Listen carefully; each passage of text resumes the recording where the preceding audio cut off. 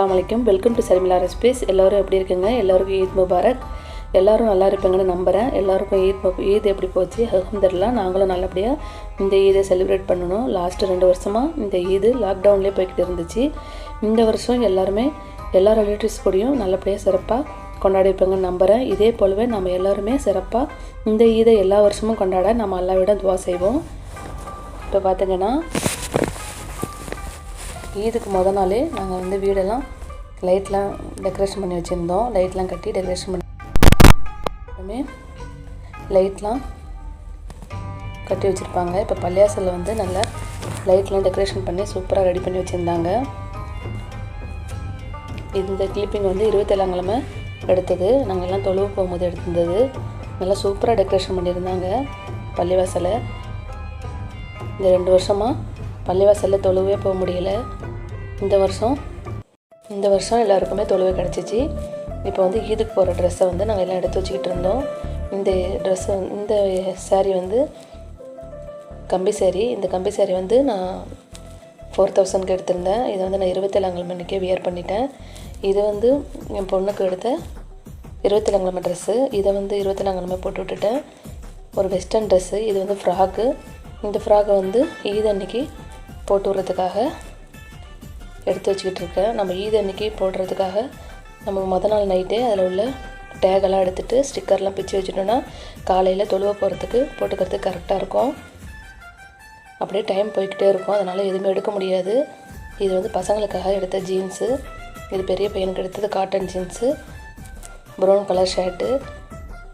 இது சின்ன பையனுக்கு எடுத்த ஜீன்ஸு ஷர்ட்டு.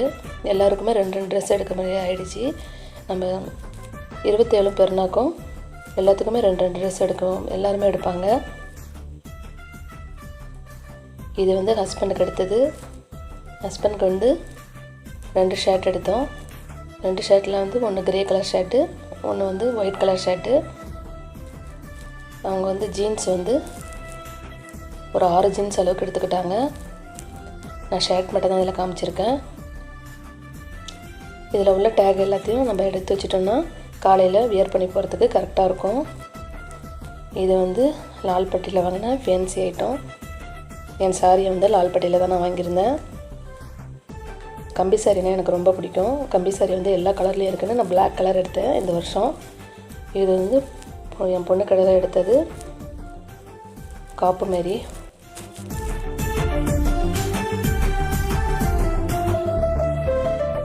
ஒரு சில்வர் செயின்.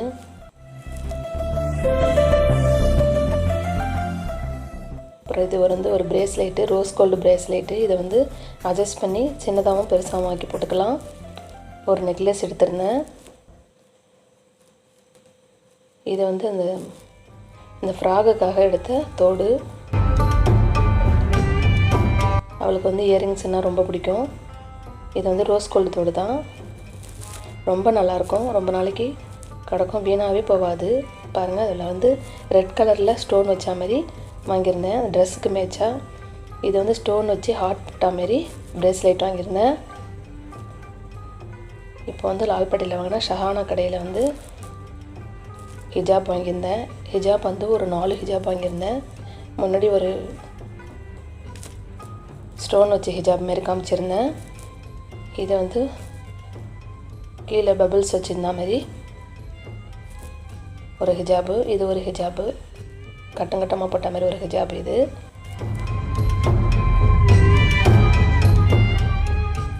இது ஒரு ஹிஜாபு. ஒரு 4 ஹிஜாப் வாங்கியிருந்தேன்.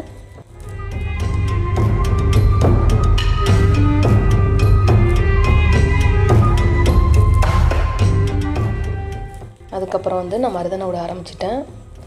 கோன் எனக்கு அவ்வளோக்கு பிடிக்காது. நான் மருதனை அரைச்சி விடலான்னு சொல்லிட்டு இது எங்கள் வீட்டு மருதனை தான் நல்லா அரைச்சி விட்டுருந்தேன். நல்லா செவந்துடும். நான் ஒரு 2 மணி நேரம் அளவுக்கு வச்சுருந்து அதுக்கப்புறம் கழுவிட்டேன். ஏசி விடுறதால ரொம்ப குளிர் தாங்க முடியல. இது காலையில் நல்லா கலர் ஆகிடும். அப்புறம் நைட்டே நான் உளுந்து ஊற வச்சுருந்தேன். இப்போ ஒரு 4 மணிக்கெலாம் எழுந்திரிச்சு உளுந்து அரைச்சிடலான்ட்டு வட்டலாப்பத்தை வச்சு விட்டுட்டு உளுந்தை கிரைண்டரில் போட்டு விட்டுட்டேன். வட்டலாப்பை வெந்துக்கிட்டு இருக்குது. நான் வட்டலாப்பை ரெசிபி நிறைய போடுறதால நான் காமிக்கலை.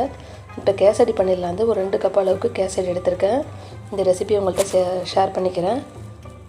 கொஞ்சமாக முந்திரி எடுத்து முந்திரியை உடச்சி விட்டுக்கிட்டேன். ரெண்டாக உடச்சிக்கோங்க. மாவு ஒரு பக்கம் ஓடிக்கிட்டு இருக்குது. இப்போ ஒரு பேனில் சேமியாவை வறுத்தெடுத்துக்கலாம். 1 ஸ்பூன் அளவுக்கு நெய் சேர்த்து கொஞ்சம் பொன்னரமாக ஆகிற வரைக்கும் வறுத்தெடுத்துப்போம். வறுத்தெடுத்து ஒரு பிளேட்டுக்கு மாற்றிக்கிங்க.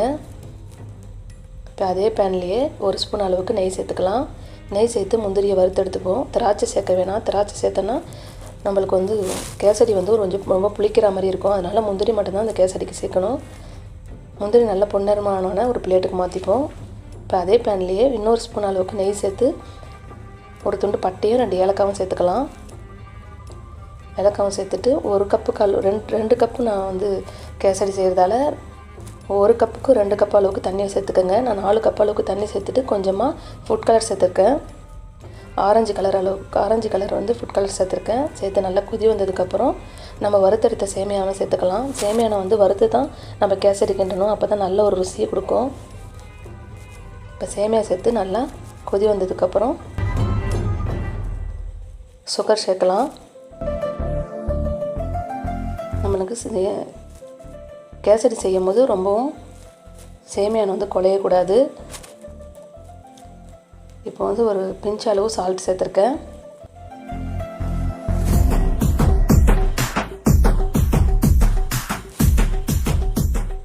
இப்போ 50 கிராம் மெஷரிங் கப்பில் நான் 100 கிராம் அளவுக்கு சுகர் சேர்த்துருக்கேன்.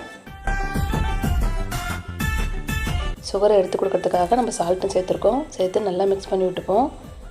நம்ம பிளேட்டில் ஊற்றி கட் பண்ணுறதா இருந்தால் கொஞ்சம் லூஸான ஸ்டேஜ்லேயே எடுத்துடலாம்.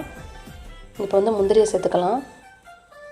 நான் அப்படியே எடுத்து ஒரு பவுலில் வைக்கிறதால நான் கட் பண்ணலை. நீங்கள் கட் பண்ணுறதா இருந்தால் ஒரு பிளேட்டில் நெய்யை தடவி விட்டு அப்படியே ஊற்றி விட்டு மேலே முந்திரி அடுக்கி விட்டு கட் பண்ணிக்கோங்க. இப்போ நான் ஈதுக்கு வியர் பண்ணிக்கிற ட்ரெஸ்ஸை காமிக்கிறேன். இது என்னுடைய ஈது ட்ரெஸ் இதுதான். இது ஒரு எல்லோ கலரில் ஒரு குர்த்தி, லாங் குர்த்தி. இது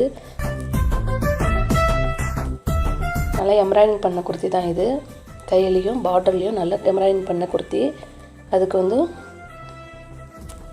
மேட்சான ஒரு ஹிஜாப் சாலும் லெகின்ஸ் வாங்கியிருந்தேன். வியர் பண்ணியிருக்கேன் பாருங்கள், எவ்வளோ சூப்பராக இருக்குது. இப்போ நான் தொழுத்துட்டு வடை போட்டுக்கிட்டு இருக்கேன்.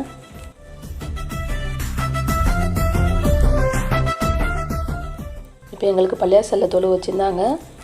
ஆண்களுக்கு ஈத் கால தொழு வச்சுருந்தாங்க. இன்னும் தொழுத்துட்டு ஹஸ்பண்ட்லாம் வீட்டுக்கு வரல. இப்போ வட்டலாப்பம் சூப்பராக ரெடியாக இருந்துச்சு. நான் காலையில் தான் வட்டலாப்பத்தை கட் பண்ணினேன். தொழுத்துட்டு தான் வட்டலாப்பத்தை கட் பண்ணேன். நல்ல கெட்டியாக சூப்பராக ரெடி ஆகிடுச்சு. இந்த வட்டலாப்பம் நான் முந்திரியில் தான் ரெடி பண்ணியிருந்தேன். டேஸ்ட்டும் சூப்பராக இருந்துச்சு. என்னுடைய மெஹந்தி பாருங்கள், நல்லா செவந்திருக்கு பாருங்கள் காலையில் ஆனோன்னே.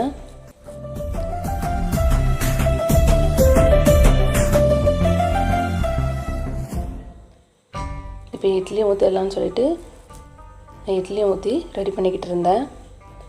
இட்லிக்கு சிக்கன் குழம்பு ரெடி பண்ணியிருந்தேன். நான் சிக்கன் குழம்பு வீடியோலாம் நிறையா போட்டிருக்கேன். அதனால் நான் ஒரு கிளிப்பிங் மாதிரி தான் உங்களுக்கு காமிச்சிக்கிட்டு இருக்கேன். இப்போ தேங்காய் அரைச்சி சேர்க்குறேன். எங்களுடைய பிரேக்ஃபாஸ்ட் ரெடி ஆகிடுச்சு. நாங்கள் 30 நாளுக்கு அப்புறம் எல்லாருமே சேர்ந்து பிரேக்ஃபாஸ்ட்டை சாப்பிட்றது ஈத் அன்றைக்கி தான். கேசரி, வடை, வட்டலாப்பம், இட்லி, சிக்கன் குழம்பு எல்லாம் ரெடியாக இருந்துச்சு. எல்லாமே தொழுதுட்டு வந்தோடனே பிரேக்ஃபாஸ்ட் எடுத்து வச்சுட்டு நான் சாப்பிட்டுட்டு இருந்தோம். எல்லா டிஃபனுமே ரொம்ப சூப்பராக வந்துருந்துச்சு. ரொம்ப டேஸ்ட்டாக இருந்துச்சு.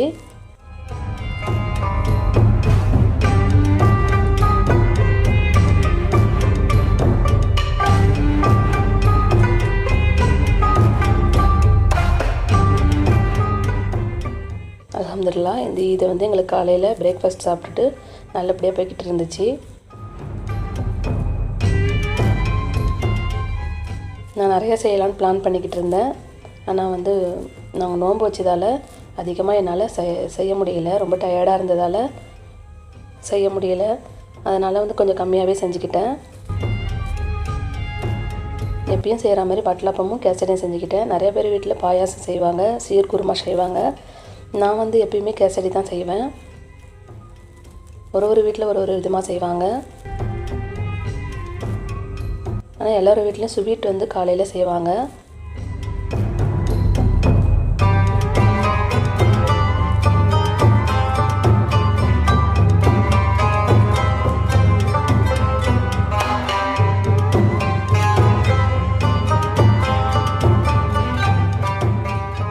கேசரி வந்து நான் அப்படியே ஒரு ஹாட் பாக்ஸில் எடுத்து வச்சுக்கிட்டேன்.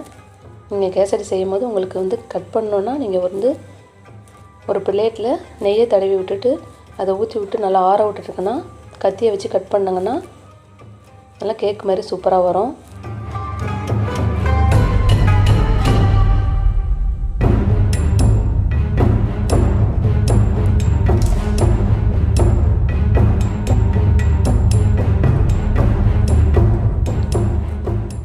இதுக்கப்புறம் காலை டிஃபனை முடிச்சுட்டு நாங்கள் வந்து மதியம் பிரியாணிக்கு ரெடி பண்ண ஆரம்பிச்சிட்டோம். நான் வந்து இதுக்கு நாளே ஆனியன்லாம் உரித்து எடுத்து வச்சுட்டேன். கட் பண்ணுற வேலை தான் எங்களுக்கு. அதுக்கப்புறம் வெங்காயம் தக்காளி எல்லாத்தையும் கட் பண்ணிவிட்டு அதுக்கப்புறம் பிரியாணி செய்ய வேண்டிய வேலை தான். என் ஹஸ்பண்ட் வந்து பிரியாணி போட போகிறாங்க. நான் வந்து சிக்கன்லாம் பொரிச்சிட்டு ஆட்டுக்கறி குருமாலாம் ரெடி பண்ண போகிறேன். பிரியாணி வந்து நாங்கள் வந்து ஷூட் பண்ணல, சும்மா ஒரு கிளிப்பிங் மாதிரி தான் காமிக்கிறேன். இவங்க வந்து 4 கிலோ அளவுக்கு பிரியாணி போட்டுக்கிட்டு இருந்தாங்க. அவங்க வந்து பெரிய அடுப்பில் வந்து பிரியாணி போட்டுக்கிட்டு இருந்தாங்க. நான் வந்து இந்த 1 கிலோ மட்டன் வாங்கிட்டு வந்திருந்தாங்க. அதை வந்து கிரேவி மாதிரி செஞ்சிடலான்னு சொல்லிட்டு ரெடி பண்ணிக்கிட்டு இருந்தேன். நாங்கள் வந்து பிளான் பண்ணியிருந்ததை வந்து மட்டன் பிரியாணியும் சிக்கன் பிரியாணியும் தனித்தனியாக போடலான்னு இருந்தோம். இப்போ வந்து எல்லாத்துக்கும் கொடுக்குறதா இருந்தால் ஒரே பிரியாணியாக செஞ்சிடலான்னு சொல்லிட்டு சிக்கன் பிரியாணி மட்டும் போட்டுட்டோம். மட்டன் பிரியாணி மட்டும் எங்களுக்கு மட்டும் கிரேவி மாதிரி ரெடி பண்ணிட்டேன். இப்போ சிக்கனை வந்து நைட்டே வந்து மசாலாலாம் போட்டு ஊற வச்சுருந்தேன். இப்போ பிரியாணி வந்து நல்லா சூப்பராக வந்துருந்துச்சு. எல்லாத்துக்கும் பேக் பண்ணிக்கிட்டு இருக்காங்க. வெளியே கொடுக்கறதுக்காக பேக் பண்ணிக்கிட்டு இருக்கோம்.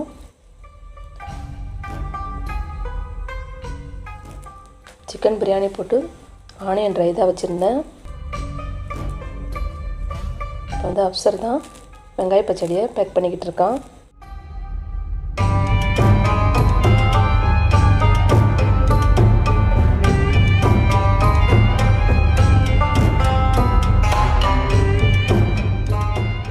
அப்புறம் எல்லாத்துக்கும் கொடுத்துட்டு நாங்கள் சாப்பிட்லான்னு சொல்லிட்டு டேபிளில் எல்லாத்தையும் பிரியாணிலாம் எடுத்து வச்சுட்டேன். பிரியாணி நல்லா சூப்பராக வந்துருந்துச்சு. ஹாட் பாக்ஸில் சிக்கன் பொரிச்சு வச்சுருந்தேன். மட்டன் குருமா எடுத்து வச்சுருந்தேன். மட்டன் குருமாவை ரெடி பண்ணி வச்சுருந்தேன். இப்போ வெங்காய பச்சடியும் ரெடி பண்ணி வச்சுருந்தேன். எல்லாமே சூப்பராக இருந்துச்சு. அதுக்கப்புறம் நாங்கள் சாப்பிட்டு முடித்து கொஞ்சம் லைட்டாக தூங்கிட்டு அதுக்கப்புறம் நாங்கள் ஃபோட்டோஸ் எடுக்கலாம்னு சொல்லிட்டு மாடிக்கு போய் கிளைமேட் நல்லா இருந்துச்சு, ஃபோட்டோஸ் எடுத்துக்கிட்டு இருந்தோம். அவ்வளோதான். எங்களுடைய ஈதை வந்து நல்லபடியாக போச்சு. எங்கள் பசங்க வந்து 30 நோன்பு வச்சு நல்லபடியாக இந்த ஈதை நாங்கள் கொண்டாடணும். அல்ஹம்துலில்லாஹ் இந்த வருஷம் 30 நோன்பும் எங்களுக்கு கிடச்சிச்சு. எங்கள் பசங்களும் 30 நோன்பு வச்சு நல்லபடியாக இந்த ஈதை நாங்கள் நல்லபடியாக கொண்டாடணும். எங்களுக்காகவும் எங்கள் பசங்களுக்காகவும் துவா செய்யுங்க. உங்களுக்காகவும் நான் துவா செய்கிறேன். இந்த வீடியோ பிடிச்சிருந்தா லைக் பண்ணுங்கள், ஷேர் பண்ணுங்கள். மறக்காமல் நம்ம ஷர்மிளா ரெசிபி சப்ஸ்கிரைப் பண்ணுங்கள். பக்கத்தில் இருக்க பெல் ஐக்கானையும் ப்ரெஸ் பண்ணிக்கோங்க. அப்போ தான் நம்ம எப்போலாம் ஒரு வீடியோ போடுறோமோ உங்களுக்கு நோட்டிஃபிகேஷனில் காட்டும். தேங்க்ஸ் ஃபார் வாட்சிங். தேங்க்யூ.